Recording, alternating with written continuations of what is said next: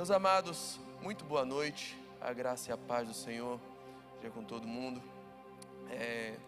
O pastor deu alguns avisos, o pastor Diogo deu alguns avisos sobre o funcionamento da igreja. Eu só queria reforçar um dos pontos, que é acerca do batismo que a gente vai ter no próximo sábado. O batismo também é uma oportunidade para a igreja testemunhar, para a igreja colher os frutos das nossas orações. Então, a gente separa, a gente não costuma fazer o batismo no dia do culto, mesmo é um culto à parte, no sábado às 10 horas, mas é aberto para toda a igreja. A gente privilegia mais porque muitas vezes o batizando ele traz a família, traz amigos, traz pessoas da sua família, mas todo mundo que quiser vir, pode vir. Vai ter uma palavra, vai ter vidas testemunhando do seu amor por Cristo, de uma nova vida que decidiram ter e levar em Cristo. Então é um momento que nós também nos alegramos. A Bíblia diz expressamente sobre o que causa uma festa no céu. É muito bom, é maravilhoso, e o Senhor se alegra toda vez que a gente louva, que a igreja é em peso, louva com o coração devoto. O Senhor se alegra de ver a igreja cheia, o Senhor se alegra de ver o mercado solidário. Eu não tenho dúvida disso, que isso enche o coração do nosso Pai Celestial de alegria. Mas a Bíblia diz que aquilo que causa uma festa no céu, festa é quando um pecador se arrepende. E aliás, há mais alegria no céu quando uma ovelha se arrepende do que por 99 que não precisam de arrependimento. Um pecador arrependido causa mais comoção no céu do que 99 santos mantidos em sua posição de santidade. Então o batismo é uma das festas magnas da igreja. É uma das duas ordenanças que Jesus deixou para a gente, o batismo junto com a ceia do Senhor. Então aqueles que puderem, que quiserem testemunhar, quiserem se alegrar conosco, no sábado, às 10 horas da manhã, algumas vidas estarão descendo as águas batismais e estarão testemunhando ao mundo de que já morreram com Cristo, mas com Ele também ressuscitaram. Amém? Eu queria ler um texto da palavra santa do Senhor. Se você puder, pegue sua Bíblia, aproveite esse momento também, e se você puder, abra o seu celular, seu aplicativo do YouTube, recomende esse culto, recomende essa palavra para alguém que nesse momento você julga que esteja precisando, alguém que o Senhor traga ao seu coração. Coloca nos seus grupos, aproveita e dá uma curtida também lá no vídeo, porque isso aumenta a repercussão dele. O YouTube entende que ele se torna mais interessante e distribui para mais pessoas, mas é um momento interessante para você dizer: olha, vai ter uma palavra que pode falar ao seu coração agora. E o texto que eu queria ler está em Mateus capítulo 25.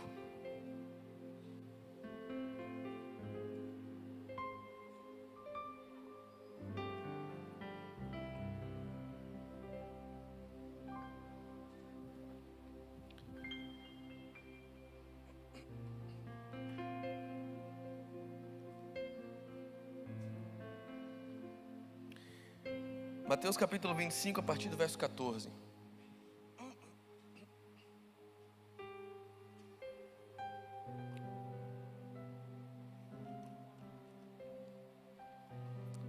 Mateus 25, 14 em diante, diz assim: Pois será como um homem que, ausentando-se do país, chamou os seus servos e lhes confiou seus bens. A um ele deu 5 talentos, e a outro deu 2 talentos, e a outro deu 1, de acordo com a capacidade de cada um deles. E então partiu. O servo que tinha recebido 5 talentos saiu imediatamente a negociar com eles e ganhou outros 5. Do mesmo modo, o que tinha recebido 2 ganhou outros 2. Mas o servo que tinha recebido 1 talento, saindo, fez um buraco na terra e escondeu o dinheiro do seu senhor. Depois de muito tempo, o senhor daqueles servos voltou e fez um ajuste de contas com eles. Aproximando-se, o que tinha recebido 5 talentos entregou outros 5, dizendo: O Senhor me confiou 5 talentos, eis aqui outros 5 que ganhei. O Senhor disse: Muito bem, servo bom e fiel. Você foi fiel no pouco, sobre o muito te colocarei. Venha participar da alegria do seu Senhor, ou da festa do seu Senhor em algumas versões. E aproximando-se também o que tinha recebido 2 talentos, disse: O Senhor me confiou 2 talentos, eis aqui outros 2 que ganhei. Então o Senhor disse: muito bom, servo bom e fiel, você foi fiel no pouco, sobre o muito eu colocarei. Venha participar da alegria do seu Senhor. Chegando por fim, o que tinha recebido 1 talento disse: eu sabia que o Senhor é um homem severo, que colhe onde não plantou e ajunta onde não espalhou. Eu fiquei com medo e escondi o seu talento na terra. Aqui está o que é seu. Mas o Senhor respondeu: servo mau e preguiçoso, sabia que eu colho onde não plantei e ajunto onde não espalhei?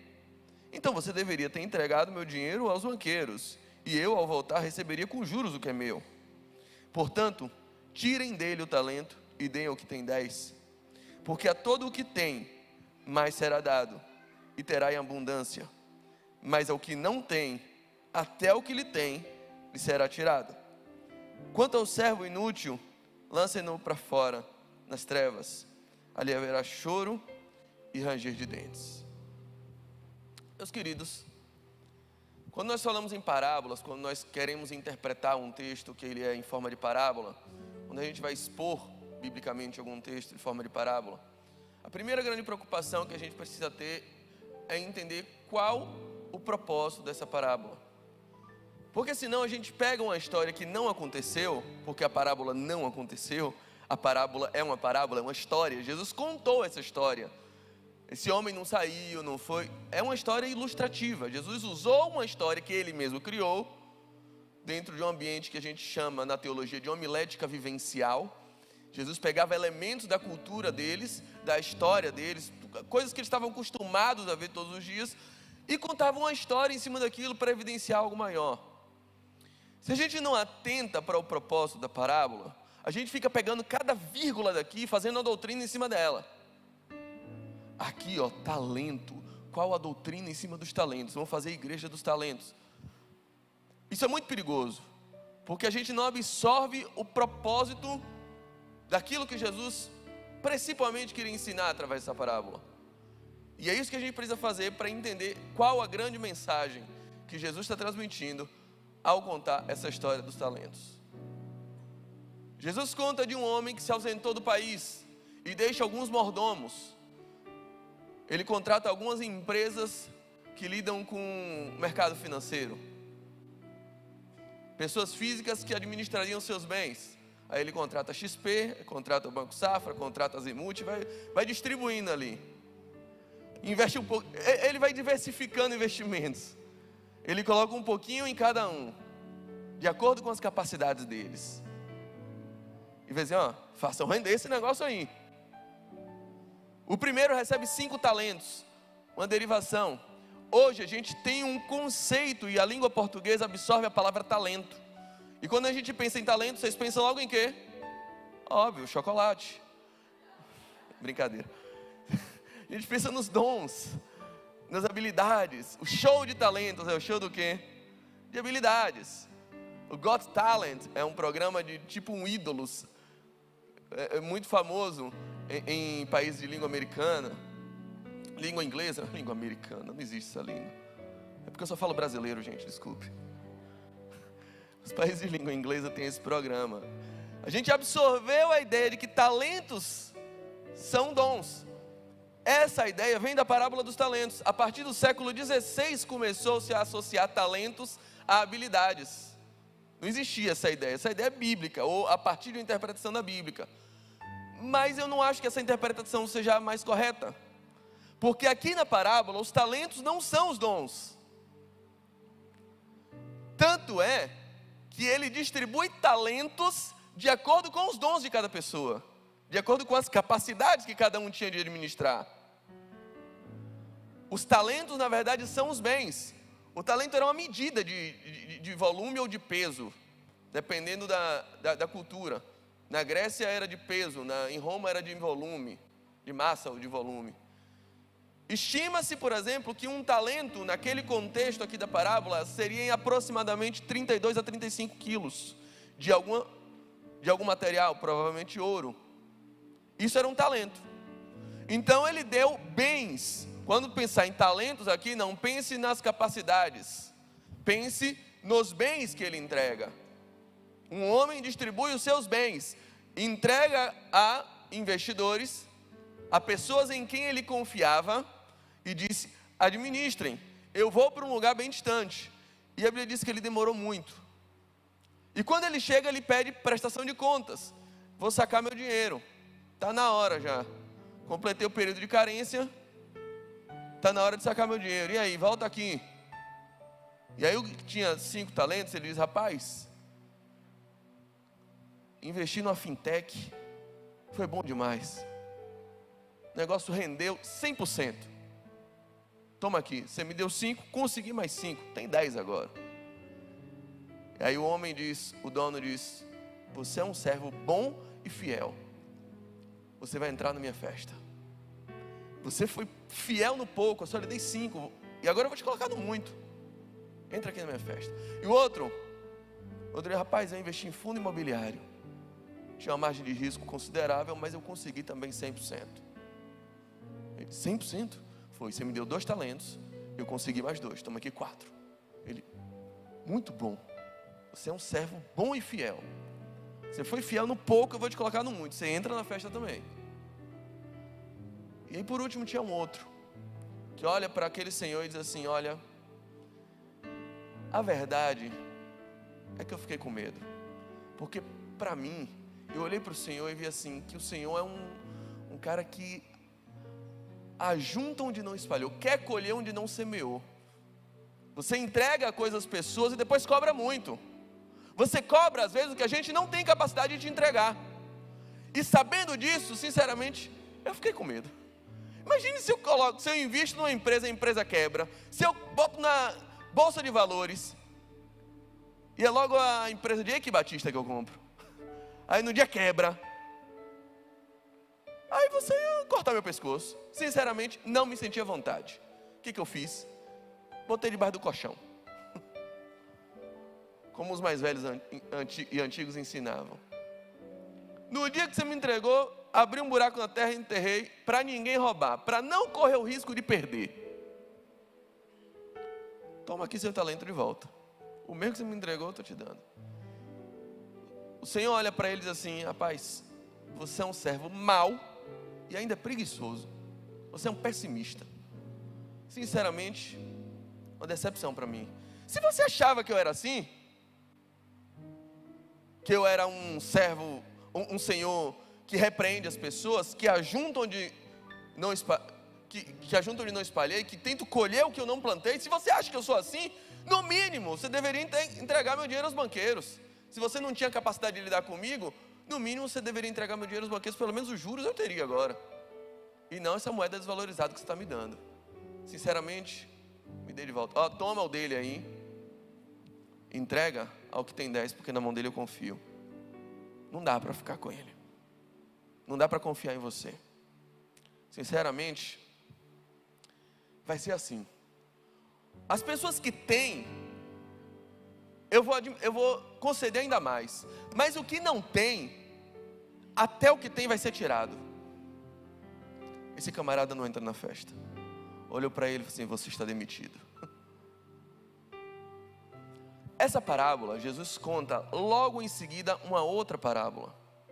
E é importante a gente entender esse contexto, para a gente verificar do que ela está falando e qual o propósito de Jesus ao transmitir essa história.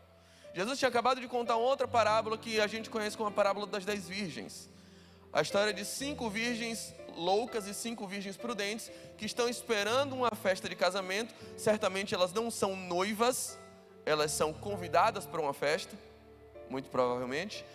E o noivo se demora, e elas estão com um instrumento para iluminar o seu rosto. E aquele instrumento era uma candeia que precisava de azeite para que ficasse incandescendo durante toda a noite, para que o rosto dela fosse iluminado, e na hora que o noivo chegasse, elas pudessem ser identificadas e entrar na festa. E elas ficam esperando, só que 5 delas tinham azeite de reserva e 5 delas não tinham, só tinham para aquele momento, para a hora que elas marcaram de o noivo chegar. Só que o noivo demorou de chegar. E como o noivo demorou de chegar, 5 delas diziam: ih, rapaz, acabou, não tem mais. Eu cheguei no horário, cheguei com a roupa certa, com a candeia certa, com o azeite certo, quem está atrasando é o noivo. 5 outras concordam com isso, porque todas dormiram esperando aquele noivo. Mas 5 consideradas prudentes disseram: mas a gente não veio esperando ele para um momento apenas. A gente veio esperando até quando ele queira. A gente veio para a hora que ele quiser e não para a hora que eu determinei. A questão é que quando o noivo atrasou, e naquela parábola o noivo era a figura de Jesus, 5 estavam vazias. Jesus está alertando sobre aqueles que se preparam para ele apenas para um dia e não para uma vida. Em como a gente fica quando Jesus se atrasa em nossa vida. Como é que você espera a volta de Jesus? Apenas tentando se preparar para que no último momento da sua vida você não esteja pecando?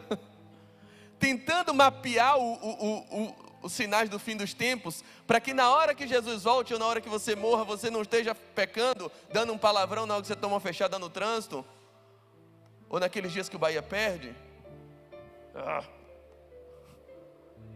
Olha aí o mistério.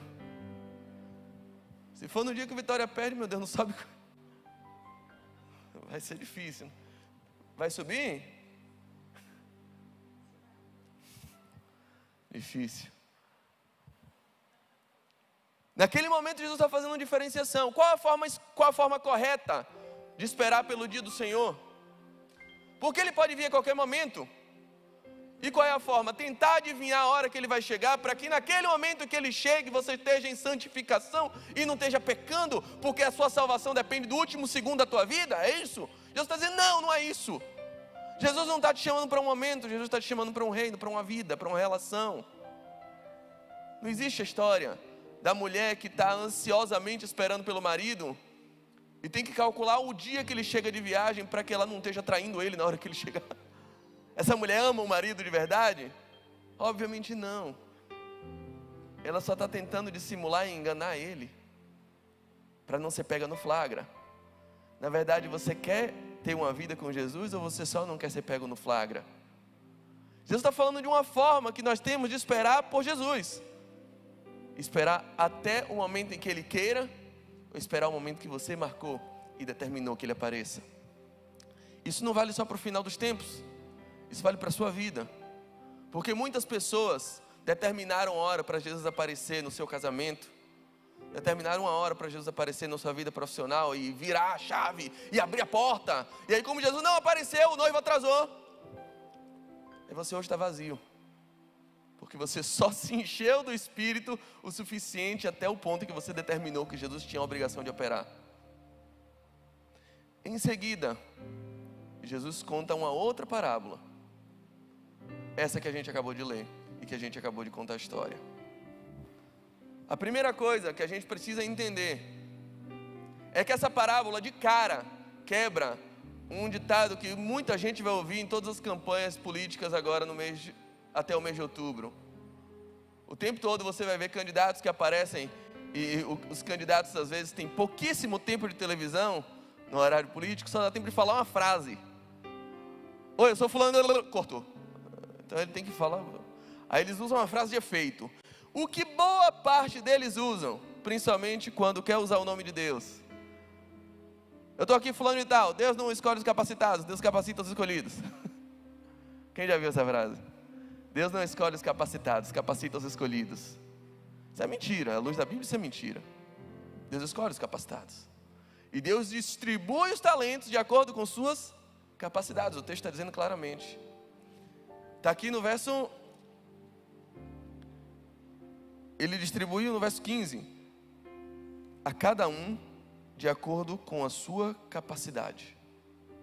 Deus distribui a cada um de acordo com suas capacidades. Tudo aquilo que Deus te entregou, tudo aquilo que Deus te confiou ao longo de sua vida, todos os bens, todos os títulos, todas as posições, a família que Ele te entregou, a família onde Ele te posicionou, a carreira que Ele plantou no seu coração, o propósito que Ele implantou na sua mente, tudo isso foi de acordo com as suas capacidades.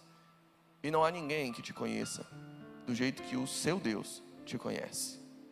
Aquele que te projetou, aquele que te formou, aquele que de antemão lhe conheceu quando você ainda era sem informe, Ele te conhece, sabe das suas capacidades. Então eu quero dizer para você, Ele não errou quando plantou você naquela família. Ele não errou quando colocou essa fé que você guarda hoje no seu coração. Ele não errou quando colocou no seu coração a vocação de ser um advogado. Quando plantou o desejo missionário no seu coração. Quando fez você desejoso pela eternidade. Quando fez você ávido em ajudar pessoas, ensinando outros idiomas. Ele não errou quando Ele fez isso. Ele não errou quando planta no seu coração certos propósitos que você tem. E o desejo que você tem de mudar o mundo de alguma forma. Ele não errou. Ele sabia. E Ele entregou talentos a você de acordo com as suas capacidades. E aí vem outra coisa que a gente precisa quebrar. Sobre o que é ser humilde diante de Deus. O que é ser humilde? A gente acostumou com a ideia de que a humildade é aquilo que nos faz pensar menos de nós mesmos. Nossa, como você está bonito. Ah, não, eu estou feio. A gente acostumou com essa loucura de que isso é ser humilde. A falsa modéstia é ser humilde. E aliás, o falso modesto, ele é vaidoso duas vezes. Por quê? Porque quando você pensa menos de si mesmo, e num debate você expõe isso, você obriga a outra pessoa a te elogiar de novo. Pô, tá bonita hoje. Ah, não, tô feia. Não, tá bonita sim. Então você obrigou a outra pessoa a te elogiar mais uma vez. Porque na verdade você é um poço de vaidade. Isso não é humildade. A humildade não é a mina bonita dizer que é feio, nem um cara inteligente dizer que é burro. A humildade não está necessariamente ligada a pensar menos de si. Porque se isso fosse humildade, Jesus não seria humilde ao dizer, eu sou o pão da vida. O pai está on, toca em mim que tem jogo. Passa a bola para mim, querido. Quem faz gol nesse time sou eu, acabou. Quando Jesus diz isso, eu sou o caminho, a verdade e a vida. Ninguém vem ao Pai senão por mim. O nosso conceito de humildade não casaria com a personalidade de Jesus. Mas Jesus mesmo diz, aprendei de mim porque eu sou manso e sou humilde de coração. A pessoa mais humilde que já pisou na terra era Jesus Cristo. E era o camarada que batia no peito e por 7 vezes no livro de João dizia, eu sou a luz do mundo. Quem é esse cara então, que consegue ser humilde e dizer eu sou ao mesmo tempo? Jesus. Porque a humildade, ela não está relacionada a pensar menos de si. A humildade está relacionada a pensar menos em si. A saber que tudo que você tem não é necessariamente para o seu proveito único. Essa parábola nos ensina que Deus entregou coisas a nós de acordo com a nossa capacidade, mas que tudo pertence a Ele. Os talentos são dele, Ele entregou na mão de mordomos que iriam administrar e que um dia Ele vai pedir contas. Um dia Ele vai perguntar a você, cadê aquilo que eu lhe entreguei? Cadê aquele ministério que eu confiei na tua mão? E aquela carreira que eu abri as portas? E aquele concurso que eu abri a porta? Foi só para você ficar rico mesmo? No que você glorificou meu nome? E quantas pessoas foram edificadas a partir de todos os talentos que eu entreguei na tua mão? E aquele filho que eu abri sua madre para que você pudesse gerar, o que você fez dele? O seu bezerro de ouro?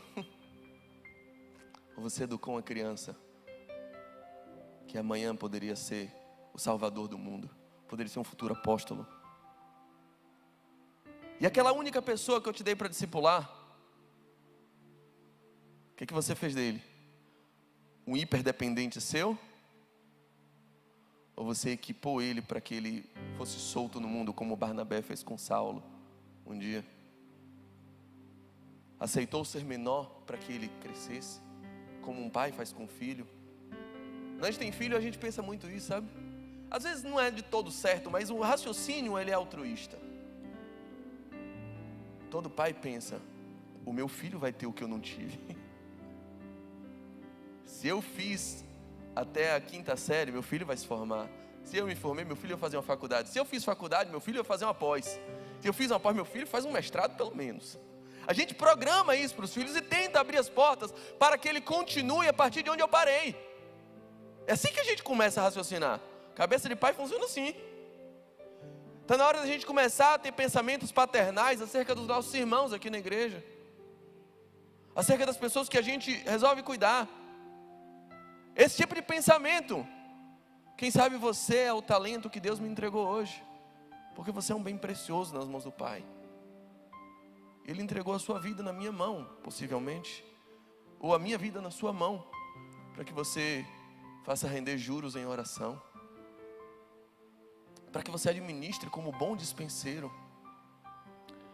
O que acontece é que dois entendem essa mensagem, mas tem um camarada que vive uma vida achando que Deus é um camarada que simplesmente vai cobrar aquilo que você não tem capacidade de dar. É aquele que dá ordens impossíveis de serem cumpridas. Agora pense, se um general chega para um soldado e diz assim: voe, soldado. Aí o soldado não voa. A culpa é do general ou é do soldado? É do general. Já ensina o Pequeno Príncipe. Eu tenho que citar o Pequeno Príncipe toda a pregação. E que faz parte de uma autoridade razoável dar ordens passíveis de serem cumpridas. A gente cria uma ideia de que Deus é simplesmente, em primeiro lugar, um ser mau. Um ser mau. E a partir da concepção de que Ele é mau, de que Ele é simplesmente um castigador, um ser punitivo, um homem mal-humorado, velho e rabugento, a partir disso, tudo o que eu tenho que fazer é levar uma vida me policiando para não ir para o inferno. Muita gente vê a igreja como isso, um ambiente onde eu posso estar para não ir para o inferno, porque simplesmente eu tenho medo do castigo. E por isso vivem vidas paralisadas, enterram seus talentos, enterram tudo que Deus entrega na sua mão. E aí você tem uma família, mas você não pode passar um final de semana com sua família, porque é pecado. Aí faltar o culto é pecado. Gente, como pastor dessa igreja, eu digo para vocês: faltem o culto. Faltem o culto. Passem tempo com suas famílias. Amem. Distribuam amor. Se for necessário, faltem culto. Se não for, óbvio, não falta o culto por faltar, de graça, sabe? Mas se você programou sair com seus filhos, se você prometeu aos seus filhos que passariam um final de semana curtindo na praia, numa casa de campo, em algum lugar, sei lá, você marcou com eles, não desmarca porque hoje tem culto, não. Não é certo isso. Você não vai para o inferno por causa disso. Você não vai para o inferno porque simplesmente está tentando não perder o talento que Deus te deu. Eu vou dizer uma coisa: essa parábola tem algo subjacente aqui que a gente precisa entender. Essas operações financeiras todas estão garantidas pelo maior garantidor, que é o Senhor. O seu talento tem seguro. Não precisa ter medo de arriscar. Não precisa andar com medo de perder, porque quem te deu é fiel para garantir. Tem lastro para isso. Ele tem lastro financeiro para não deixar que você se perca. Ele não deu simplesmente para você enterrar na areia e ficar: pelo menos aqui não perde. Todo mundo sabe o que acontece com o dinheiro enterrado. R$1 hoje só vale R$1 até hoje. Amanhã R$1 não vale mais R$1, vale menos. Por isso o conceito de atualização monetária, ou correção monetária, como chamavam, é para reposição do valor da moeda. Se você enterra o dinheiro num dia, amanhã ele vale menos. É por isso que você precisa estar investindo, colocando ele em algum fundo, numa poupança. O que é a poupança? Você deixa lá o dinheiro, você não faz nada e ele aumenta. Aumenta pouco, mas aumenta. Porque na verdade ele não está aumentando, ele está só repondo o valor que ele se foi perdendo ao longo do tempo. Tudo aquilo que Deus te entrega e você simplesmente, pelo medo de perder, não usufrui, não arrisca, não vive, isso vai perdendo valor. Lá na frente, casamento vai perdendo valor para você. Lá na frente, felicidade já é algo que você abriu mão completamente. Lá na frente, espiritualidade é uma coisa que já perdeu valor para você. Lá na frente, ministério já não tem mais o mesmo valor para você. Porque ao invés de usar para render fruto e para glorificação do reino, você está simplesmente tentando se salvar, tentando não ir para o inferno, tentando não pecar. Quando a gente leva a vida dessa forma, a gente entra naquela condenação que Jesus falou. Quem tentar se salvar, já se perdeu. Já se perdeu. Essa vida de que é baseada no medo da condenação, no medo de um Deus punitivo, ela não tem base bíblica. Eu não estou dizendo que a gente pode brincar com o pecado. Isso é outra interpretação. Eu não estou dizendo que não existe pecado. Eu não estou dizendo que não existirá condenação, não. Mas não é tentando fugir do inferno que você vai fugir da condenação. Quando você tentar fugir do inferno, é aí que você vai atrair o inferno para a sua vida. Você foge da condenação, é vivendo o que Romanos capítulo 8, verso 1 diz, é estando em Cristo, porque já não há condenação para aqueles que estão em Cristo Jesus. É honrando o chamado dEle, é vivendo por Ele e para Ele, é tendo noção de que tudo que Ele entregou na sua mão pertence a Ele, e que você deve administrar com a graça, com a alegria, com a felicidade, com o zelo de quem um dia vai ouvir Ele perguntando: e aí, cadê? Cadê o que eu te entreguei? Cadê a esposa que eu te entreguei? Cadê a família que eu te entreguei? Cadê a carreira que eu lhe entreguei? E os bens que eu lhe entreguei? Quando o povo de Israel saiu do Egito, de escravidão, 430 anos de escravidão, o Senhor deu um presente grandioso na mão deles. Você fala assim: olha, eles vão retribuir a vocês. Vão lá, batam na porta das mulheres egípcias e elas vão pegar todo o ouro que eles têm e vão entregar na mão de vocês. Pode ir lá fazer isso. É a indenização, a FGTS de vocês vão sacar agora. Estão livres. E a Bíblia diz que todo o ouro do Egito foi entregue na mão de Israel. Só que Deus tinha um propósito para aquilo. Sabe qual era o propósito? Pouco tempo depois Ele orientaria que eles construíssem uma casa de comunhão, onde Deus pudesse falar com os homens, que Ele chamaria de tabernáculo. Só que eles não pensavam nisso. Eles não queriam pegar tudo aquilo que Deus confiou a eles e transformar em um ambiente de comunhão com os homens e com Deus. Eles não queriam usar os bens que Deus entregou nas mãos deles para a glorificação do nome de Deus e para a instituição de um reino de Deus entre eles não queriam. E aí o que aconteceu? Um dia Moisés sobe no monte, demora, e quando Moisés demora, eles olham para Arão e dizem assim: o homem que nos tirou do Egito está demorando demais.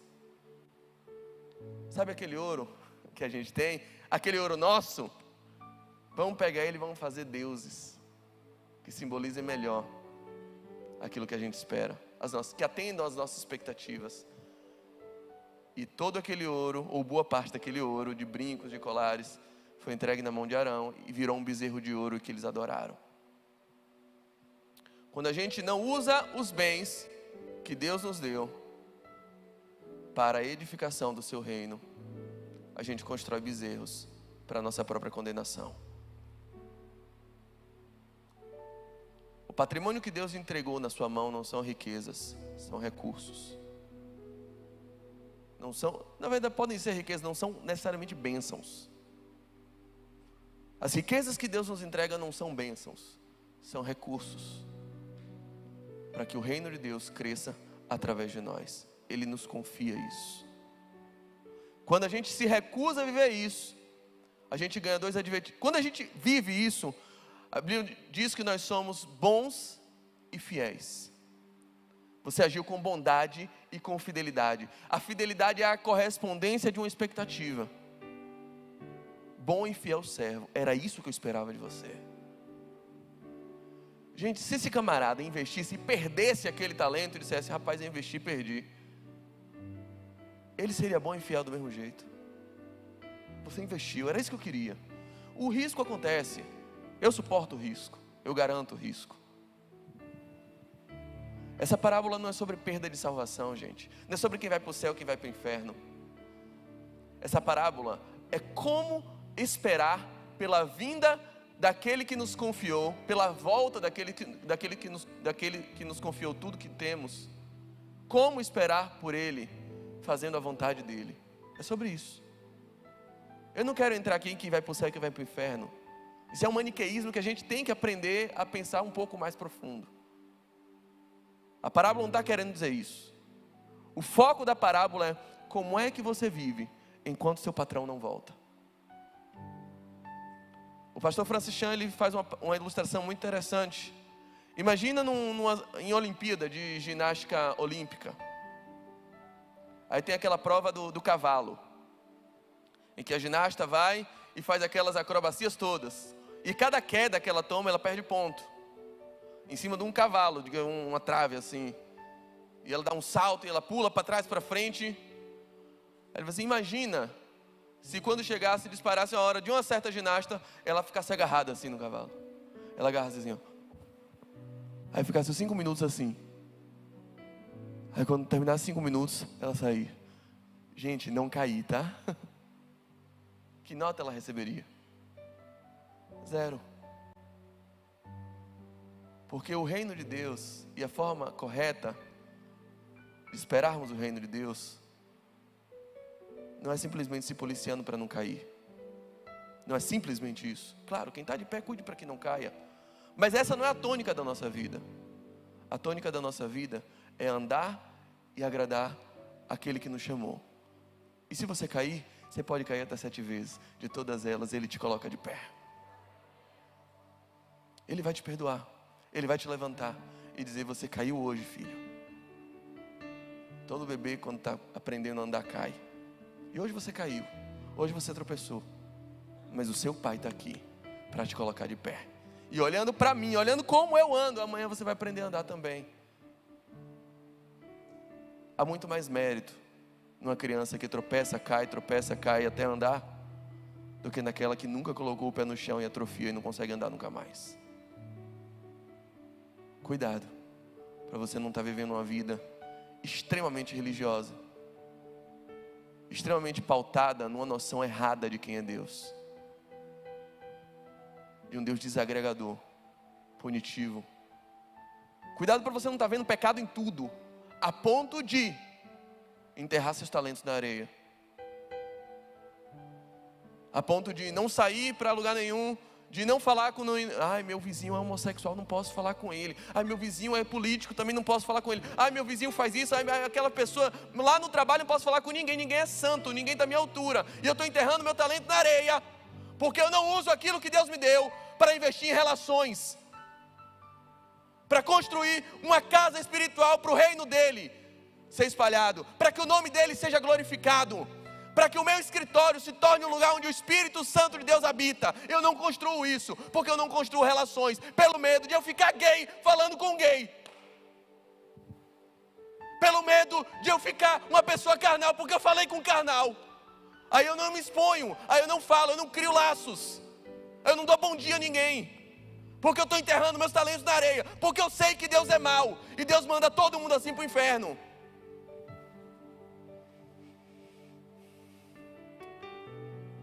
Aí Deus olha para você e diz assim, servo mau e preguiçoso. É um preguiçoso. Já dizia o professor Mário Sérgio Cortella, o preguiçoso ele é um pessimista. Aliás, um pessimista é um preguiçoso.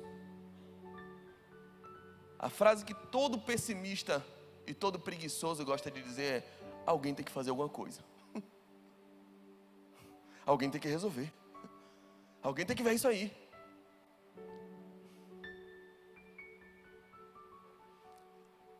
Eu trabalho, uma das frentes onde eu trabalho é na advocacia para condomínios. Sim, eu estou envelhecendo, perdendo peso, vocês estão vendo. Você pensa que é dieta? É advogar para condomínio. Faz isso. Experimentem uma assembleia de condomínio. Cada uma 5 quilos fácil assim. Você perde a fome, vontade de viver, você perde tudo. Na terceira cadeirada que você toma, você já amacia o espírito. E a coisa mais comum em condomínios, as assembleias são bem difíceis, são as pessoas que não vão nas assembleias. Por quê? Porque é só baixaria. Não vou, você é doido, só baixaria. Essas pessoas são as que mais reclamam das decisões das assembleias. A quadra não abriu ainda. E esse elevador, gente, esse síndico que contrataram, eu falei para não eleger ele. Você é infeliz porque não foi lá dar o voto. Porque muita baixaria, eu enterrei meu talento, né? Servo mau e preguiçoso. Servo mau e preguiçoso. Condômino mau e preguiçoso. Você é a causa da falência do seu condomínio. Você que mora em condomínio, chega lá, olha como é que está o elevador, olha como é que está o jardim. Se tiver uma porcaria, a culpa é tua. Teve assembleia e você não foi. Porque você não queria se expor. Porque você estava com medo de perder sua paz. É para isso mesmo? É esse tipo de crente que o Senhor quer da gente? É esse tipo de cristão que não influencia rigorosamente nada na sociedade, que só volta pensando no que vai ser melhor para a igreja? É esse tipo de cristão? Que pensa em política a partir dos próprios interesses? Desculpa, gente. Eu não creio que isso tem base bíblica. Eu não creio nisso. Eu não creio que a nossa cristandade foi dada para isso. Ele vai pedir conta. Cadê os talentos? Aí o servo vai dizer: pelo medo de você me castigar, eu não fiz nada. Obviamente, enquanto você não fez nada com o talento, você foi cuidar da sua vida. Você enterrou ele lá e foi fazer coisas do seu agrado. Foi pensar só em você, como você sempre faz. Mau e preguiçoso. Sabe o que é o melhor dessa parábola? É a recompensa. Já falei demais do ruim. Mas e o bom? E aquele que ouve assim: bom e fiel servo. Olha a lógica que ele faz. Você foi fiel no pouco. E ele fala a mesma coisa para os dois. Para o que tinha 5 e para o que tinha 2. 5 talentos, gente, não é pouco. Se for em ouro, 5 talentos de ouro multiplica 35, que é a quantidade de um talento, vezes 5. E você sabe quanto custa 1 grama de ouro? 1 grama de ouro é aproximadamente R$300. 1 grama. 35 vezes 5 quilos. Eu não sei fazer conta. O advogado só sabe contar até 20. São os honorários. 20%. Mas que é isso, eu não sei mais. Mas isso é muito dinheiro. 35 talentos. 5 talentos é 35 quilos. É muito dinheiro. Para o nosso Deus isso ainda é pouco. Para Ele isso é mixaria, isso é migalha. Qualquer valor que você necessite nessa terra, para Deus ainda é migalha. Isso para Ele. Ele diz assim: você foi fiel no pouco. Nessa mixaria aí de ouro, de prata, dessas coisas que perecem, você foi fiel. Isso para mim é pouco. Mas agora eu vou te colocar no muito. Sabe o que é o muito? É sentar na minha mesa. Isso é o muito para mim. Se você é capaz de administrar aquilo que Deus te dá, sem ser tomado por isso, sem ser corrupto o suficiente para achar que é seu, sem usar isso somente para o seu prazer, sem fazer uma ideia errada de quem Ele é, aí você conhece o Deus relacional, que te chama para sentar numa mesa, que conversa com você face a face, que te chama de meu filho. O Evangelho faz isso com a gente. O Evangelho ao mesmo tempo te dá a noção de que você não é dono de nada, de que você é um pobre, miserável pecador. Aliás, de que você é o pior de todos os pecadores. O Evangelho te dá essa consciência. Você é o mais falho de todos. Olhe para o político mais corrupto que você conhece. Você não é melhor que ele em nada. Olhe para aquela pessoa que tem uma vida completamente promíscua. Você não é melhor do que ela.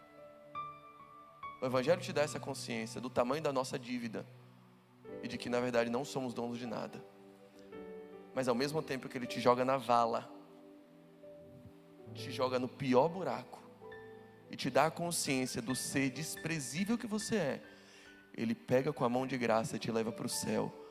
E ao mesmo tempo que Ele te diz que você é o pior dos pecadores, Ele também te diz que você é o mais amado de todos os filhos. Você é o mais precioso, a mais preciosa de todas as criaturas dEle. Você é o mais desejado de todos os homens, de todas as mulheres desse mundo. Só o Evangelho faz isso. Bom e fiel servo. Um dia eu pude te confiar esse pouco aqui. E provavelmente se você não foi fiel nisso ainda, Ele também não tem condição, ou não tem confiança de te entregar ainda mais. E talvez isso explique a vida miserável de muitos. Não de todos, obviamente, porque Deus tem os propósitos dEle, Deus é soberano. Mas muitas pessoas não conseguem prosperar, e prosperar até financeiramente mesmo. Prosperar de modo relacional. Muitas vezes porque não sabem administrar coisas, senão só para o próprio umbigo. Não conseguem abençoar outras pessoas, não conseguem render para o reino, a não ser só para si. Só pensam no que fazer para que isso não gere um castigo.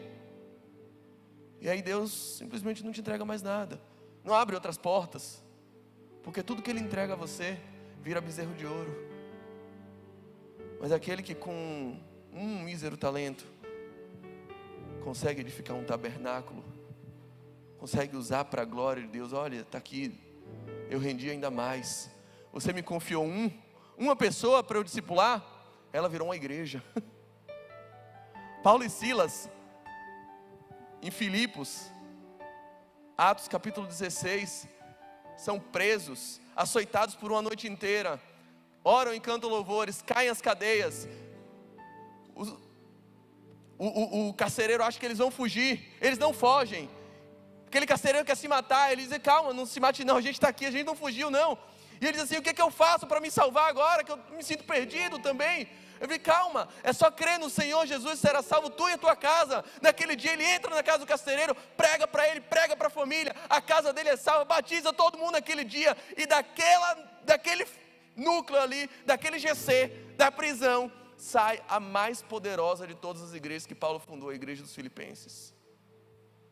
A igreja que vai sustentar Paulo, quando todas as outras igrejas viram as costas para ele, e no momento de mais aflição do ministério dele, é dos Filipenses que ele recebe as ofertas que mantém ele. Do grupo, da célula da cadeia. Naquele dia ele cuidou de um, e daquele um que ele cuidou, gerou uma igreja que cuidou dele depois. Quem é Deus para você? E como você aguarda a volta de Jesus? O que é que você pensa sobre isso? Se você puder, feche seus olhos, baixe sua cabeça e reflita sobre quem é Deus.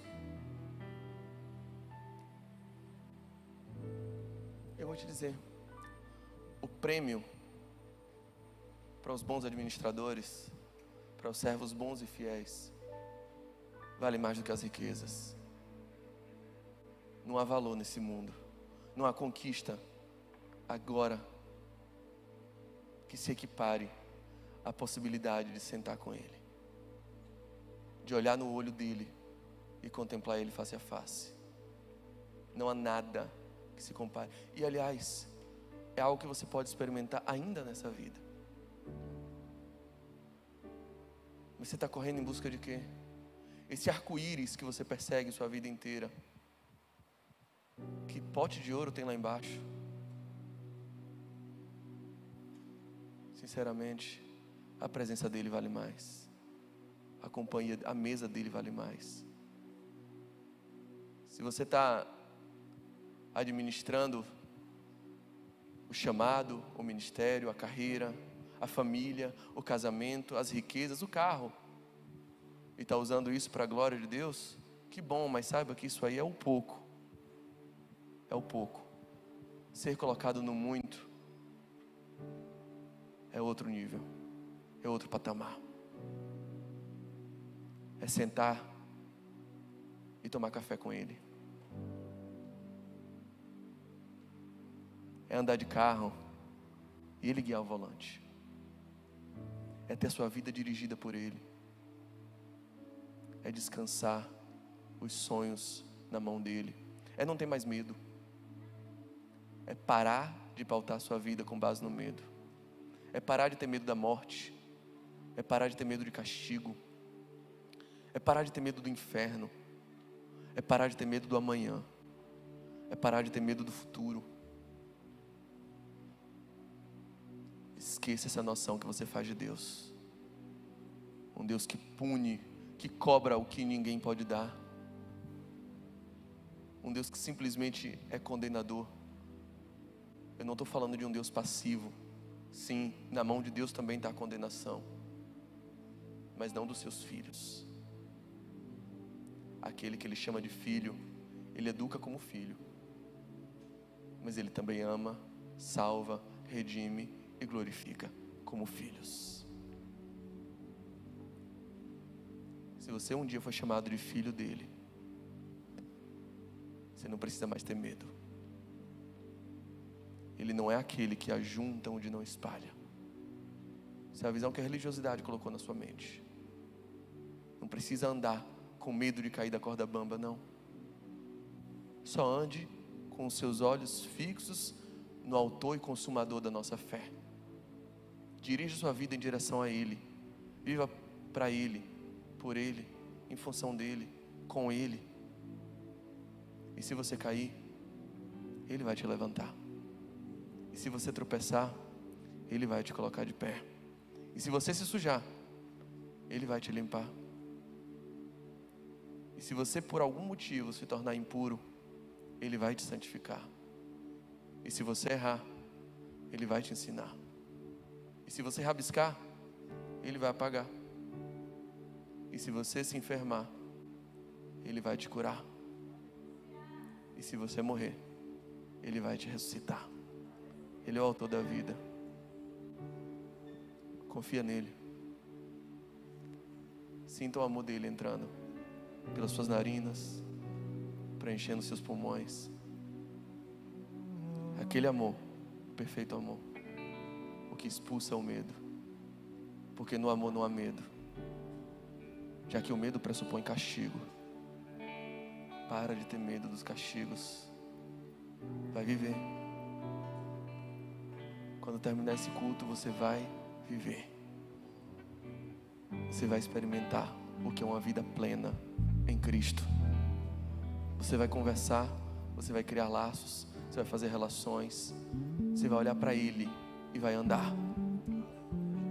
Você vai ter olhos espirituais, você vai ter uma cosmovisão espiritual, não aquela que vê pecado em tudo, mas é aquela que vê tudo através de Cristo. E que aprende a julgar o mundo através de Cristo. Porque se seus olhos forem bons, o seu corpo inteiro reflete essa santidade.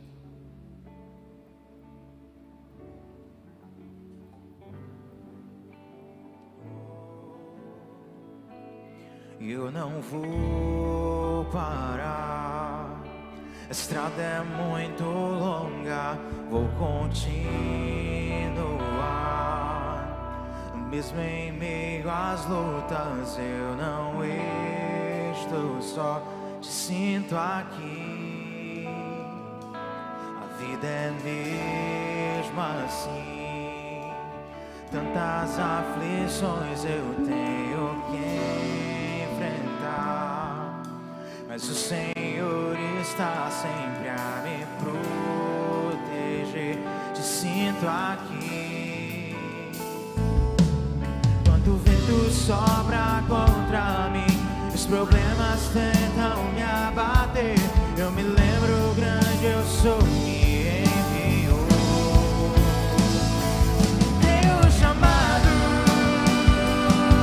jamais vou me calar. Eu tenho chamado, o Evangelho anunciar. Eu fui escolhido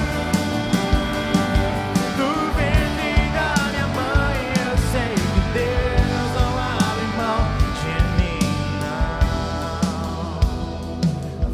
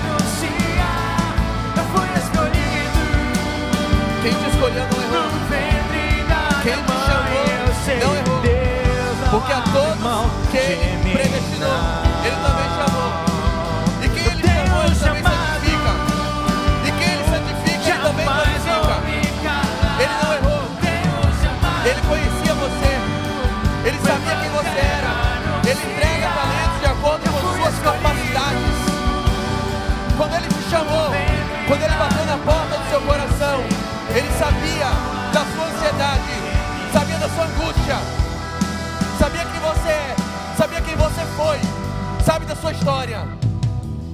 Ele não se equivocou, ele não errou, ele não estava achando outra coisa, ele sabia das suas capacidades. Aquilo que ele lhe entregou é para você carregar, é para você administrar. Para aquele que tinha medo, o Senhor olha para ele e diz assim: puxa, mas se você achava que eu era assim, se você achava que eu era uma pessoa má, se você achava que eu era uma pessoa que cobro o que eu não dou, que colho o que eu não plantei, você pelo menos deveria ter pego os meus bens e entregue a um banqueiro, porque o banqueiro saberia te ajudar, saberia administrar melhor, pelo menos voltaria com juros. Ele trabalha com isso.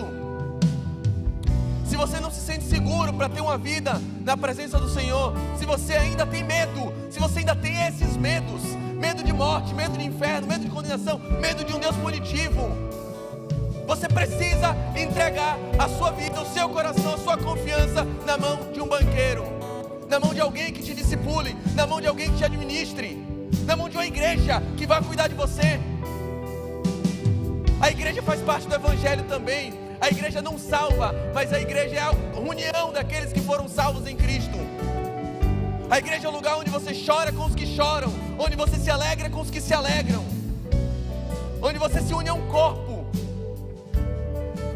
Se você ainda não se sente livre do medo, você precisa de banqueiros na sua vida, de pastores que lhe digam o que você não quer ouvir e que não ouviria de outra pessoa, de pessoas que olhem para a sua vida e digam: você precisa consertar o seu casamento, você precisa agir de outro modo com o seu marido, você precisa agir de outro modo na sua empresa, você precisa parar de lidar com essa situação fiscal que você está trazendo, você precisa se vestir de outra forma, você precisa administrar melhor as suas finanças, você precisa tratar as pessoas de outra forma, você precisa de banqueiros, pessoas que lhe digam aquilo que você não consegue ver sozinho, pessoas que lhe ajudem a não viver mais com tanto medo, pessoas que te amem.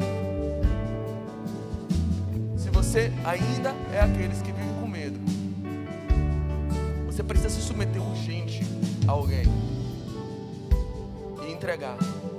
Olha, eu preciso de uma ajuda nessa situação. Se você já não é mais uma dessas pessoas, ainda é bom andar submisso, ainda precisa andar submisso, mas você já precisa também, correndo, procurar pessoas em quem você possa investir. Urgente, procurar os necessitados, procurar os medrosos, procurar os preguiçosos. Você precisa urgente detectar à sua volta quem são os talentos que Ele está confiando em sua mão, quem é o próximo que está passando próximo de você e que está aflito e que está angustiado, e talvez Deus esteja esperando que você seja o banqueiro deles, seja o investidor deles, seja a pessoa que vai fazer eles mudarem de nível. Feche seus olhos, vamos orar. Pai, o que a gente mais deseja é essa recompensa, é a Tua mesa. Todas essas riquezas, nós temos plena consciência, tudo isso é Teu, tudo isso é Teu. A única coisa efetivamente nossa é o prazer de dizer: o meu patrão confiou em mim, o meu Senhor espera algo de mim, Ele é dono de tudo, e tudo que eu estou cuidando hoje, um dia Ele vai me pedir de volta. Mas o meu desejo não é administrar uma Hilux. O meu maior desejo não é necessariamente administrar casas de luxo. O meu maior desejo é sentar na mesa com Ele, é participar de um banquete celestial, é ter um lugar, uma cadeira que eu posso chamar de minha nesse banquete celestial. Esse é o muito do reino. Que a gente possa absorver essa consciência, Senhor. Que a gente possa remodelar, ressignificar a nossa visão de quem é o nosso Pai Celestial, urgentemente. Que o Senhor possa destruir os sofismas das mentes agora. possa quebrar, despedaçar essa impressão de um Deus tirano, essa impressão maligna de um Deus ditador. Que o Senhor quebre isso agora. Que a gente entenda que Ele é dono de tudo, que na mão dEle está o poder da vida e da morte, que Ele é a maior autoridade a quem devemos nos submeter, mas que nós temos o privilégio de chamá-lo de Pai, que nós nos atrevemos a chamá-lo de Pai. Obrigado por esse privilégio, Senhor. Obrigado por esse chamado. Obrigado por tudo aquilo que o Senhor confiou na minha mão. Obrigado por tudo aquilo que o Senhor confiou na mão de tantos outros aqui. Que possamos ter noção desse chamado, da preciosidade que é administrar coisas que são tuas, bens, talentos que são teus. E que quando um dia o Senhor nos perguntar, mostre-nos as obras de tuas mãos, nós possamos dizer, está aqui, eu vivi, eu não me escondi, eu não enterrei, eu exerci o meu chamado, eu vivi o meu propósito, eu influenciei pessoas, eu espalhei a mensagem que o Senhor, eu não calei os meus lábios, eu não fechei o meu coração, eu não fechei as portas, eu vivi, Pai, eu saí às ruas, eu estava lá, Senhor, eu cuidei daquelas pessoas, eu amei aquelas pessoas, eu glorifiquei o Teu nome na advocacia, em cada cirurgia, em cada atendimento, em cada venda, o Teu nome foi glorificado. Foi para o Teu reino que eu fiz, Senhor. Em tudo que eu fiz, o Teu nome levou o crédito de absolutamente tudo. Tudo era para Ti. Eu levei o Teu nome. Eu me arrisquei, sim. Eu andei em ambientes de pecadores. Eu fui em lugares que não eram considerados tão santos assim. Eu estava lá, mas eu estava lá por um propósito. Eu estava lá como embaixador do reino. Eu vivi, Pai. Eu ministrei. Eu abracei pecadores. Mas muitos deles saíram do charco de lodo e perdição, e hoje também estão aqui sentados na Tua mesa, porque um dia eu os abracei. Eu me arrisquei, mas esse investimento de risco fez render. Toma aqui os Seus talentos, Pai, tudo é Teu. E que possamos ouvir: bem está, bons e fiéis servos, entrem na festa, entrem no júbilo, entrem na alegria, na alegria que não tem fim. O céu é um lugar de festa, o céu é um lugar de alegria. Teu chamado, jamais vou me calar. Teu chamado, o Evangelho anunciar.